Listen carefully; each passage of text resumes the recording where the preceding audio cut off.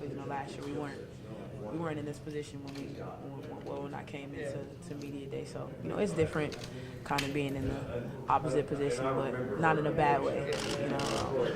It's really refreshing to know that this is what people think, and this is the expectations we have. So, but at the end of the day, it's just expectations. It's just thoughts. It's just preseason rankings. And one thing that you can say is the past couple of years, the final rankings haven't matched up with the preseason rankings. So we wanna hold our part of that and make sure we can make sure it matches up this year and do what we have to do.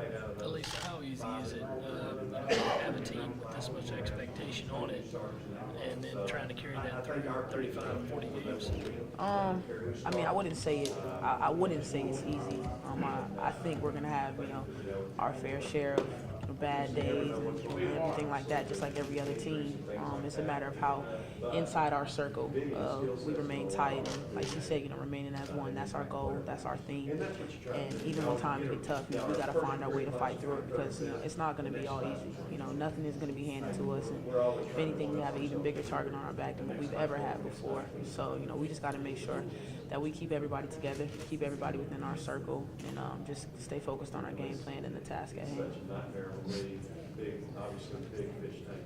Is this why the two of you came to South Carolina for years like this, where the whole league is looking at you as sort of the benchmark for the conference?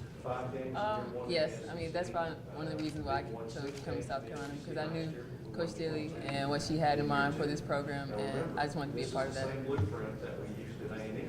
How's your relationship been with the younger girls coming in, All-Americans, become All-Americans in the height? How have you been? They've been good relationships. We're just kind of trying to get them as used to what they're about to face as possible. This is new for all of us. Just kind of the expectations coming into this year. All the hype, all the talk. So the same way it's new for them, it's new for us as well. So, we're kind of just trying to keep everybody grounded, because at the end of the day, they're still freshmen. They're going to have their days. They're going to have their moments. So it's on us to just make sure we're there for them, to get them through those days and their moments, because we need them the same way they need us. It's an inverse relationship, so we just got to make sure everybody stays on the same page. Tiffany, how involved were you in the recruitment of Jatari? It wasn't like I was calling her and texting her every day.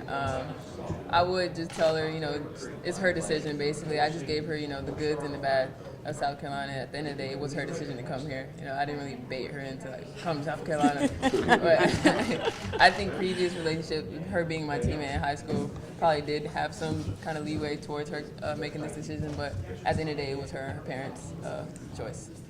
Do you think that's helped ease her transition into the program at all? I think so. I just made her more comfortable, just because she knew it was somebody on this team that she had a prior relationship with. It just made her transition kind of a little bit more easier than some of the other freshmen that probably didn't know all of us before they got here. What do you guys think makes South Carolina so attractive to recruits in the Carolinas, and specifically Charlotte recently? I would say just the distance.